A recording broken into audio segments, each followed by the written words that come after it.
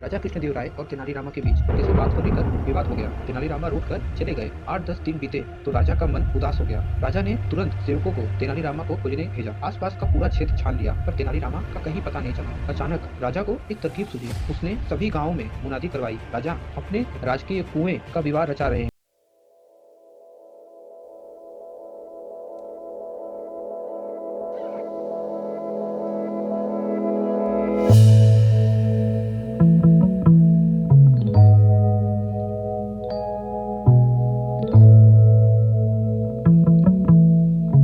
नमस्कार दोस्तों, आप सभी का एक बार फिर स्वागत है। आज हम बात करने वाले हैं तेनालीरामा के एक और अद्भुत और मजेदार घटना के बारे में। तो चलो शुरू करते हैं। एक बार राजा कृष्णदेवराय और तेनालीरामा के बीच किसी बात को लेकर विवाद हो गया। तेनालीरामा रूठ कर चले गए। 8-10 दिन बीते तो राजा का मन उदास हो गया।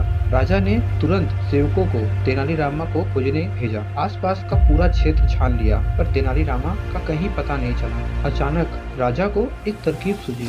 उसने सभी गांवों में मुनादी करवाई, राजा अपने राजकीय कुएं का विवाद रचा रहे हैं। इसीलिए गांव में सभी मुखिया अपने अपने गांव के कुएं को लेकर राजधानी पहुंचे। जो आदमी इस आज्ञा का पालन नहीं करेगा उसे जुर्माने में 1000 स्वर्ण मुद्राएं देनी होगी। मुनादी सुनकर सभी परेशान हो गए। भला कुएं भी कहीं ले जाए जा सकते हैं? जिस गांव में तेनाली भेष बदल कर रहता था वहां भी यह मुनादी सुनाई दी। गांव का मुखिया परेशान था। तेनाली समझ गए कि उसे खोजने के लिए ही महाराज ने यह चाल चली है। तेनाली ने मुखिया को बुलाकर कहा, मुखिया जी, आप चिंता न करें। आपने मुझे गांव में आश्रय दिया है, इसीलिए आपका उपकार का बदला मैं चुकाऊंगा। मैं एक तरकीब बताता हूँ। आप आसपास के मुखियों को इकट्ठा करके राजधानी की ओर प्रस्थान करें।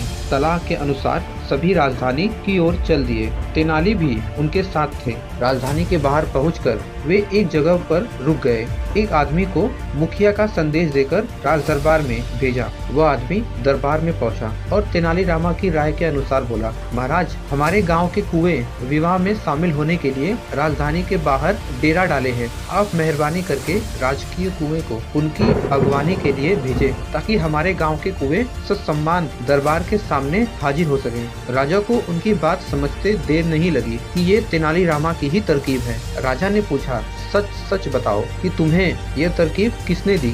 राजन, थोड़े दिन पहले हमारे गांव में एक परदेसी आकर रुका था, उसी ने हमें यह तरकीब बताई है। सारी बात सुनकर राजा स्वयं रथ पर बैठकर राजधानी से बाहर आए और ससम्मान तेनालीरामा को दरबार में वापस लाए। गांव वालों को भी पुरस्कार देकर विदा किया। यदि आपको वीडियो पसंद आई हो तो प्लीज लाइक करें एंड सब्सक्राइब करें। धन्यवाद।